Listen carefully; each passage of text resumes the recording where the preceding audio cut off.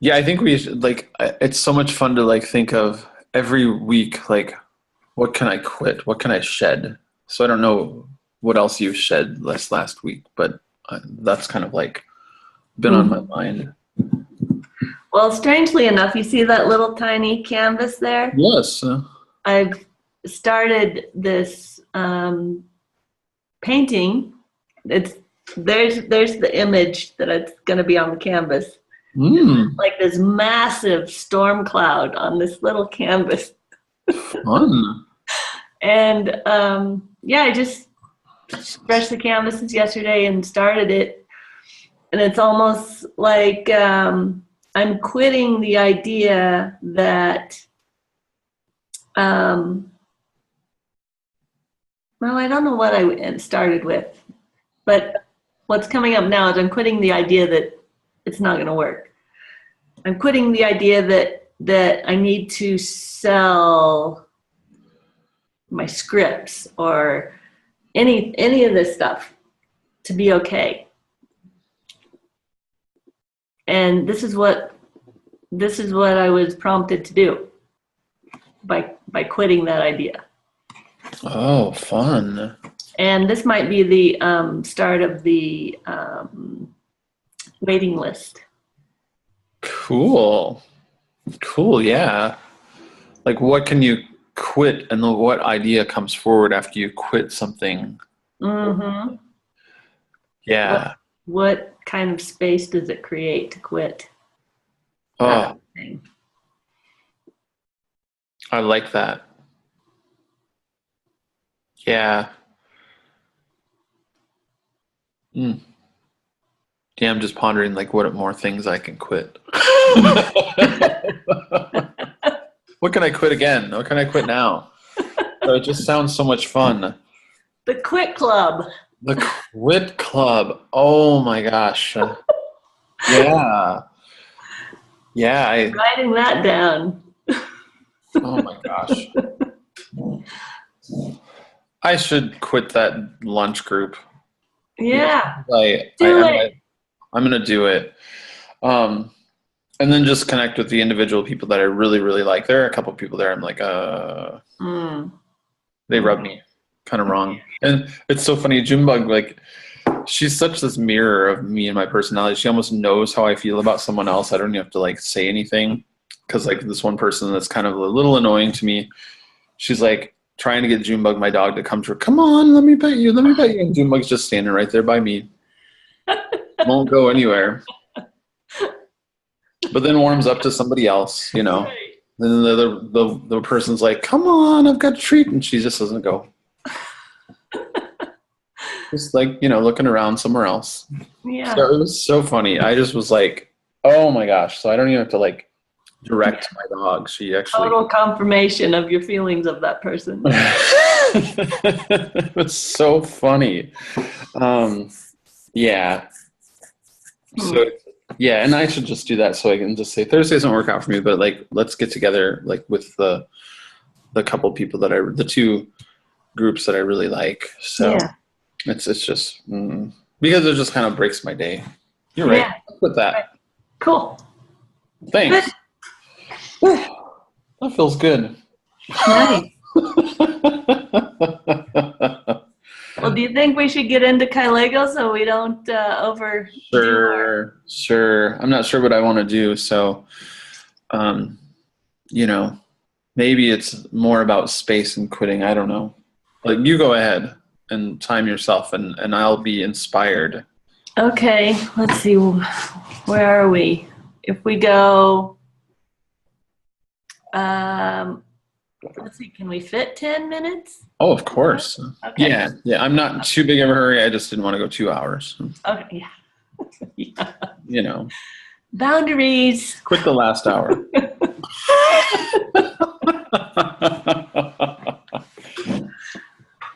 Okay, I'll go for my 10. Oh, oops, I hit the wrong button. Okay. So here it is, July this year. Of course, this year. Um, so I did. First of all, I refused to do the old thing of donating artwork to this Chamber of Commerce thing that was supposed to be for artists, but then I later found out it's really for just their whole shtick of, you know, parades and all of that. And I said no to that simply because there were all kinds of shoulds. Should support your community, should do this, should go so the people in the community can see that you're part of it. And I just didn't want to. And that turned out to be it was just confirmed that there was no point doing that anymore. Not because the community is bad or anything like that. It's just not part of where I'm going. And that's okay. So right after I decided that, there was this show at the hospital just over the mountain in another community. And that was just like a whole different world. All of the paintings sold. The people didn't take them home. They donated them to the hospital. This poor little painting that's been in my basement for probably a decade has gotten no attention because somebody gave it an once. So I took that as meaningful and didn't put it in any shows or anything. It's sold. It's in the hospital now. It's in a spot where people can see it and they can feel calm and healing. And it's mostly, I mean, the title of it is Every Shade of Green. So green is a healing color, and it's just a small piece, the same as this size as that one, but it's of a mountain. So people who are in the hospital and need that calm, they see that, and I just feel energized by that. And then I signed that management agreement with God. So in the agreement, God wants 15% of the opportunities that God puts in front of me. And I am totally good with that, that arrangement. I will happily give 15% wherever it needs to go and reap the rest of the energy that comes from those opportunities. In order to give more 15% or even donate further beyond that if I feel like it. And so that put me in a place where I was ready to go to this Oil Painters of America convention with total confidence that God was going to be working the room to find the people who needed to be with my paintings and my energy and my circle of quiet.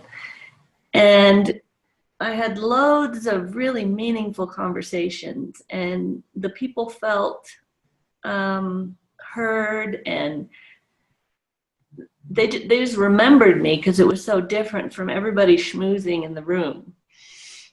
And when they would come up to me at the painting events and watch me paint, they just were quiet, and it was okay. Like I didn't need to engage them in conversations and try to paint at the same time. And they were just happy to watch me. And so there was like this small crowd around me most of the time, even though I'd put myself off the beaten path, like not just set myself where everybody would see me. And so those paintings also sold at the wet paint sales as part of the whole convention. So what I found out was that going to these big events, putting forth this creative energy, talking to people, when I'm really confident and really okay with who I am in my quiet way, in the things that I present for those events, for the world, And I'm not trying to fit myself into that extroverted idea of how to be in a crowd, how to go and make the most of it and take part in all the stuff. And I found out that I didn't need nearly as much downtime. I didn't need to run back to my room because I was getting fed. So it was not like extroverts get fed by feeding off of other people. It was a nice flow exchange of energy.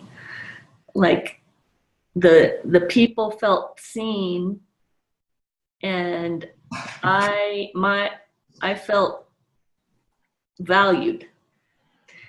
And just feeling valued was enough to energize me. And plus there was enough expended energy during the day. Like I didn't go to bed at night with this pent up anxiety or anything, so that I just slept just soundly so I could get up the next day and go paint again.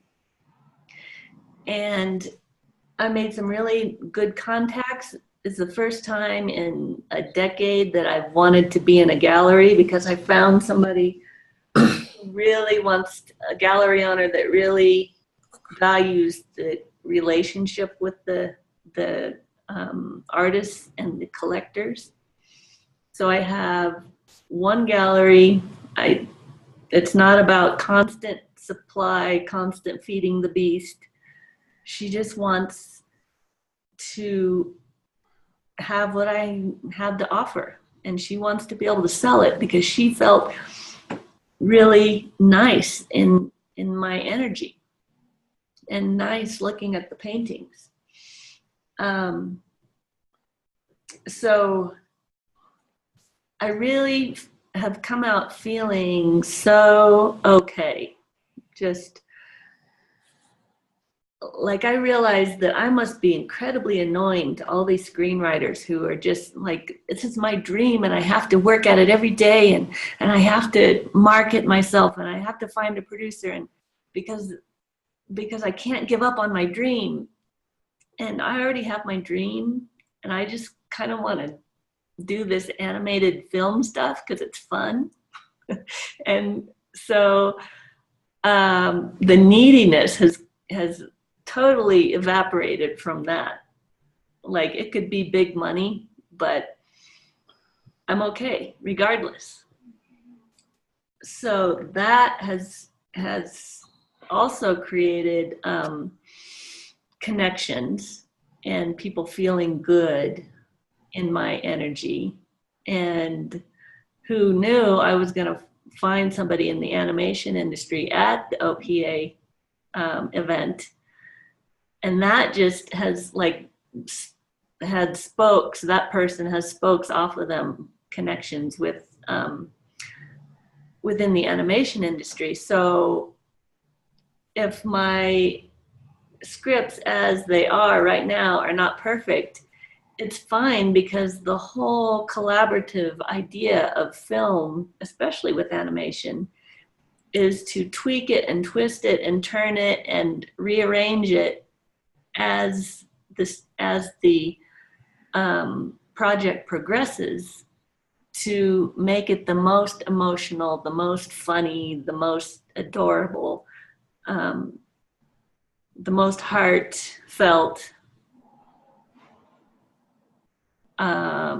project as the end product. As long as you have the spark of the characters and the story to begin with, that's really all that's needed. It's not my job to make it perfect. There's an army of people who make it perfect. And so feeling really okay made me, I don't know, it just rearranged my perception of the scripts as well.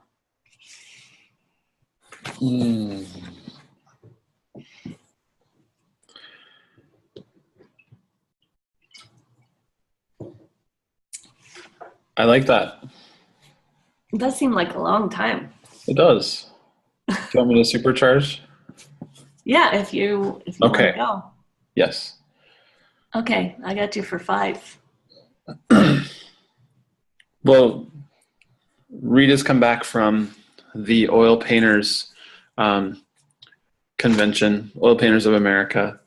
And it's so funny. She's told me that like the day after she got back, she was just able to. A lot of times with conferences, and that everyone knows this, they come back and there's this interesting like afterglow or hangover from it. But she said she was just able to like nap and sleep and just be totally calm right after this Oil Painters of America convention. And it was like almost just like she had just her a day, like a normal day.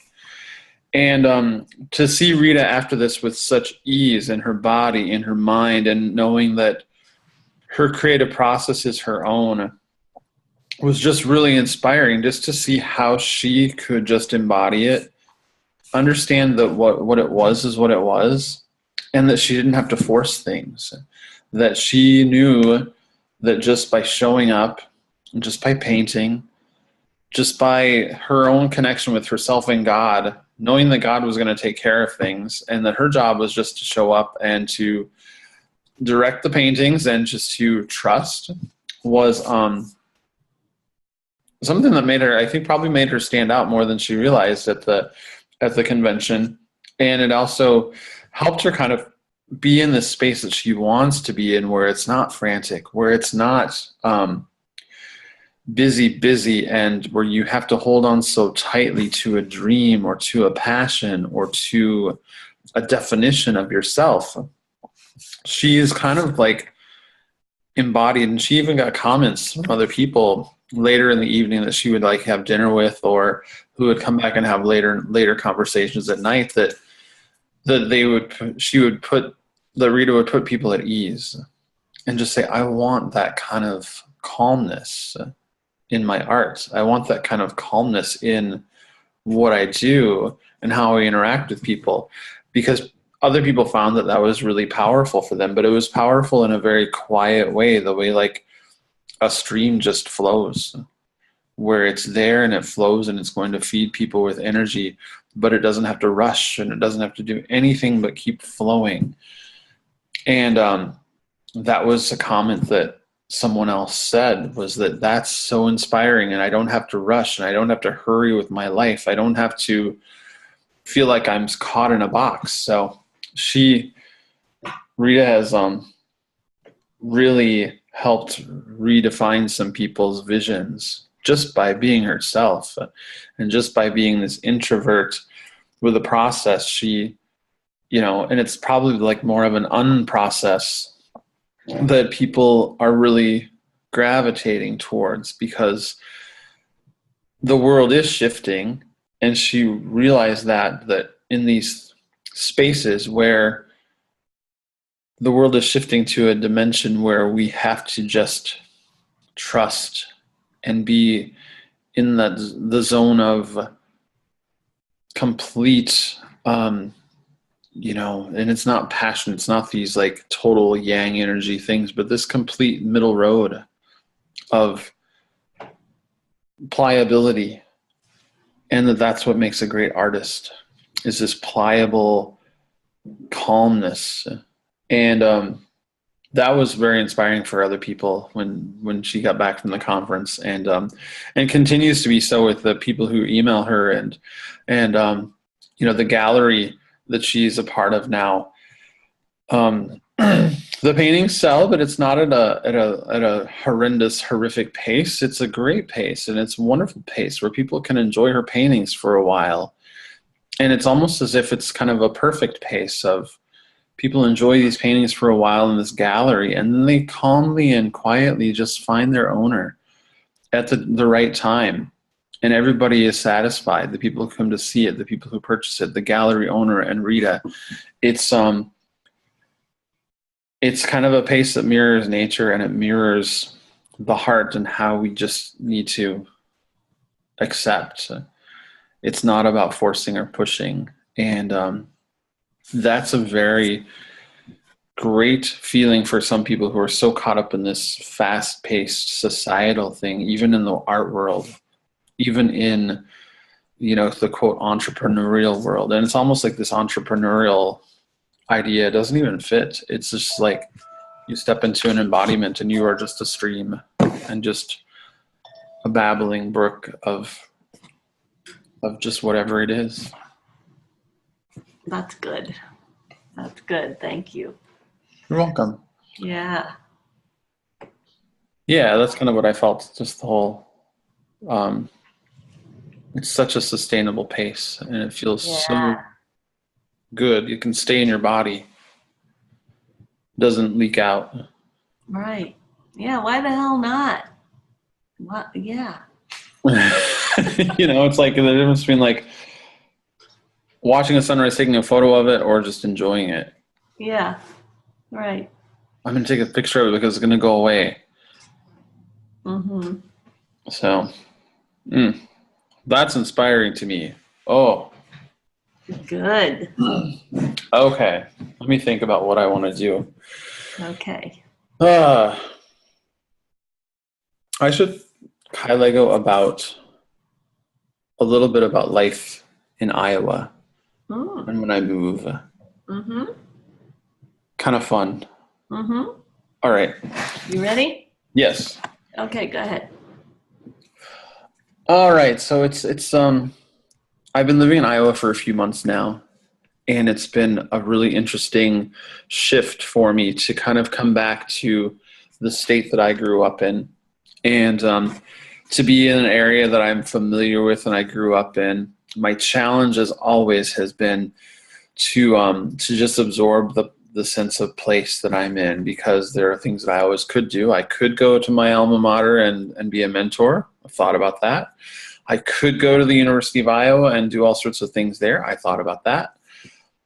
And what I'm finding is I'm just being gravitated to nature and wherever I find that. And it's a new rediscovery of this home place that I've been in. And that's kind of what I really have wanted, is like this new discovery of an old place, something that fits in differently than just me going to Iowa Hawkeye games, even though I love that and I actually want to go. It's kind of exciting. So it's past that season, so to go to the football games, but I've kind of like the other stuff. And so as I've changed, my activities have changed around here, and just with relationships and possible potential relationships and crushes. Plus, the first thing I was like, I've got to work on the relationship with myself, and that's always number one. So it's, but yeah, things that I never would have thought of before. It's like I've had crushes on guys who paint tractors. I've had crushes on people who are artists or swimmers or athletes who just are who they are. And it's kind of fun for me because I've always had like these definitions of my mind of who I was going to be with next. And I'm really just sitting in this zone of the relationship with me is the first thing. And by me like having an attraction or a crush, that's like a perfect opportunity for me to sort of check in about like, what is it about that other person that you're really attracted to? And let's try and integrate that for yourself. So, so it's kind of a fun little challenge with relationships and friendships. I don't necessarily make as many commitments as I used to when I go to a new place. It's me, my dog, the surroundings. I still cook food the way I always do at home. Every once in a while, someone that I know from school or whatever will contact me and say someone needs a website, and that's fine. And I go to the occasional thing once in a while, but it's just calm. I've always kind of craved this calmness of a place. And before, I think Northfield gave me some space in Minnesota, but I feel like this new part of me that really craved space that is here in this new old place. But yet I crave that wide open space.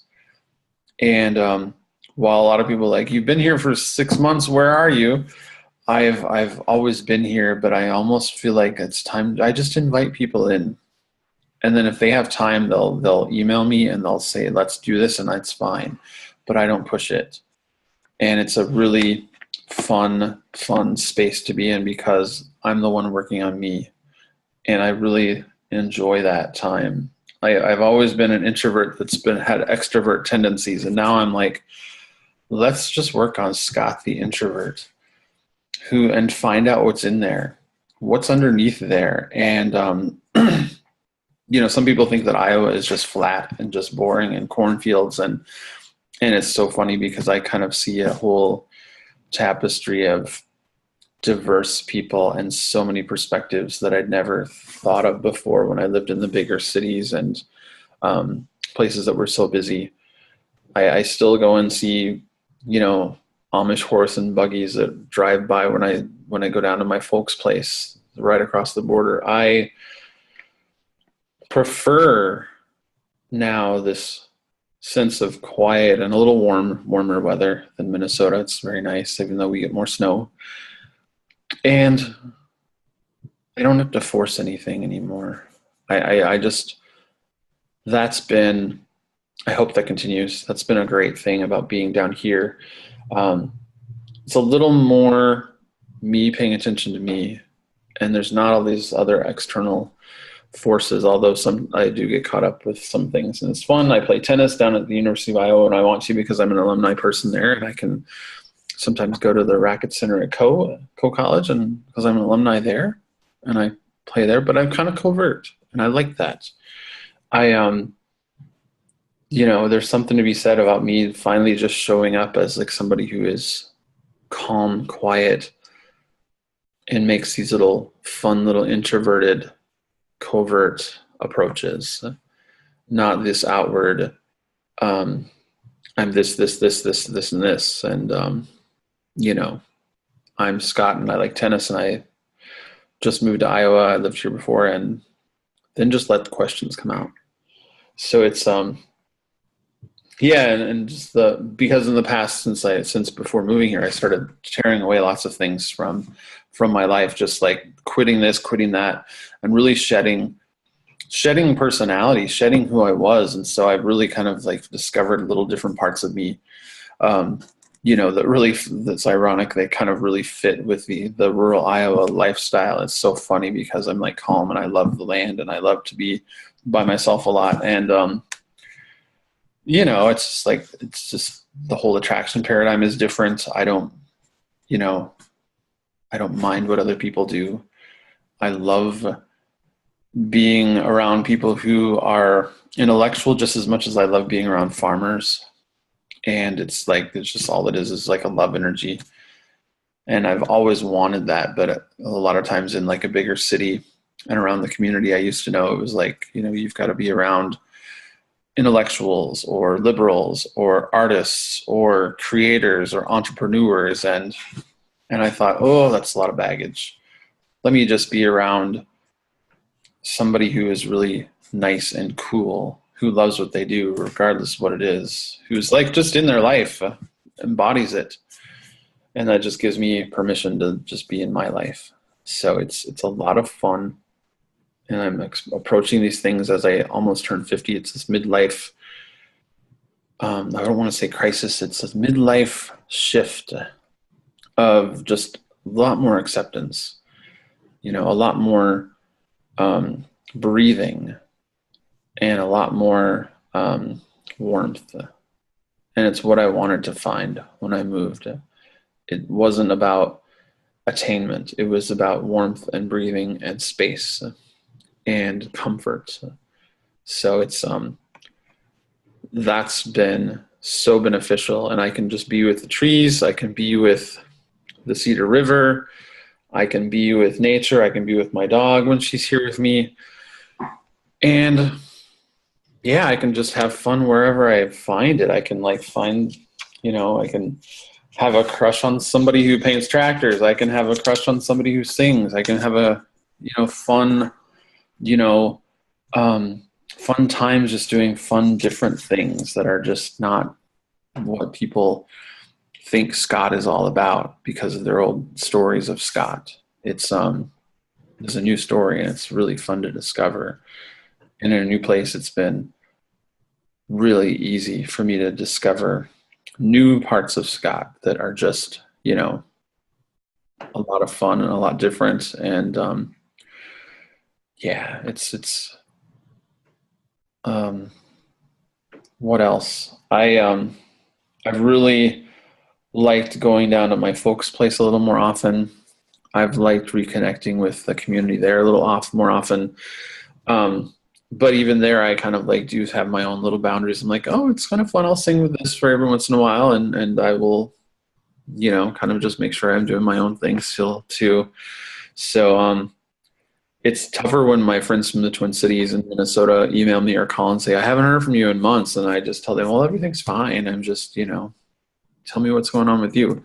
It's because there's that frantic energy that I've kind of like gotten away from. But hopefully we can help transform some of that frantic energy, or those people can kind of like find others to be frantic with, because they realize Scott doesn't play that game anymore. And, you know, not even like the whole confrontational game of like pointing things out to them in an interesting way like he used to. But so it's a lot of fun and it's a lot different. And you know, I'm more into sports, which is really cool and so different for me because I was always into music, but I'm more into sports and you know, fitness and tennis and all these other things. And it's kind of this cool part of me that I haven't really, like, just like, where'd that come from? And I love it. Cool.